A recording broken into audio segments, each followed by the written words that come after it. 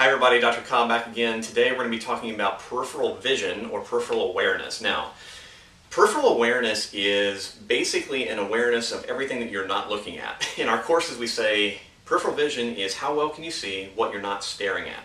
And the idea is that whenever I'm looking at the camera right now, I can also see the whole room around me. I can see the floor and I can see the walls and the ceiling and everything around me. Now, what's happened in literally just the last few months is that scientists have begun looking at portions of the brain that seem to correlate directly with peripheral vision, because we haven't known how this thing worked for a long time. What we've known in Z Health is that training our peripheral awareness seems to improve balance and movement and pain, but now we're learning a little bit more as to why.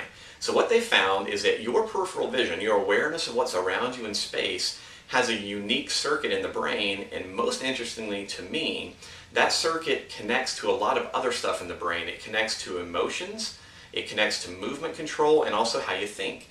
So your ability to sense what's around you has an immediate, direct correlation on what you're feeling, how you're moving, and also how you respond to different situations. Most people, if they've ever been in a really anxious or tense situation, if they paid attention, would notice that their peripheral vision usually will shrink. That's called tunnel vision. So what we say in Z Health is that as your threats go up, you develop this tunnel vision effect, and as a result, life becomes a little bit more scary.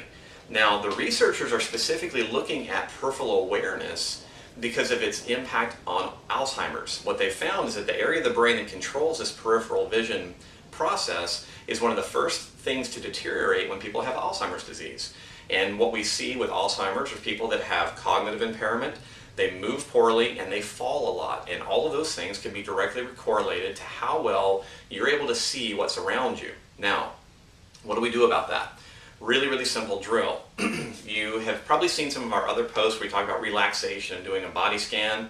Well, what I'm going to talk about today is how to begin paying attention to your peripheral fields of vision, because this is one of the biggest things that we teach our athletes. So what I'm going to have you do is I want you to stand or sit comfortably, take 2 or 3 breaths in and out, in through your nose, out through your mouth, really focusing on the exhalation part, and just try to relax.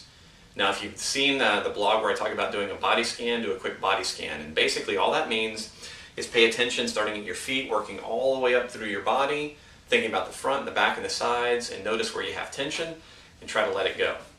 Now, from there, I want you to pick a target to look at. So look at the wall in front of you, maybe focus on a picture, whatever that you can see clearly. And then as you look at it, I want you to gradually and comfortably try to see what's above you without moving your eyes up, and see what's to your right and left without moving your eyes right and left. Keep staring at the target in front of you and try to see and pay attention to everything that's around you. So that's called your peripheral field.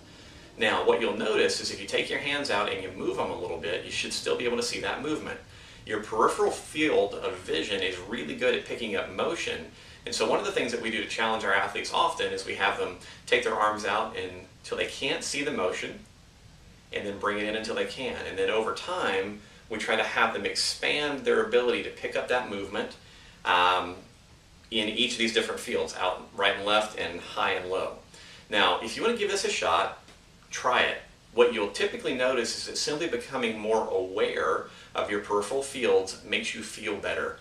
Very often you'll get a little bit more relaxed, your breathing will get more comfortable, maybe a little deeper, and overall your body tension goes down. Now, if that is the case for you, this may be something you want to include in your daily work. What you're going to find is that you spend a bunch of time really, really focused at your computer, on phone calls, thinking hard.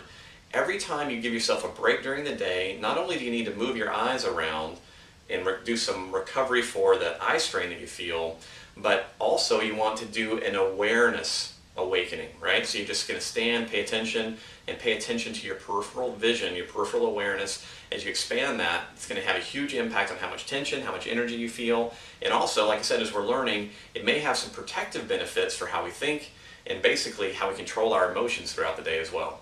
So there you go, a little bit of a tidbit on peripheral vision with some couple of ideas on training it. If you have questions about this, let us know. We look forward to talking to you again next week.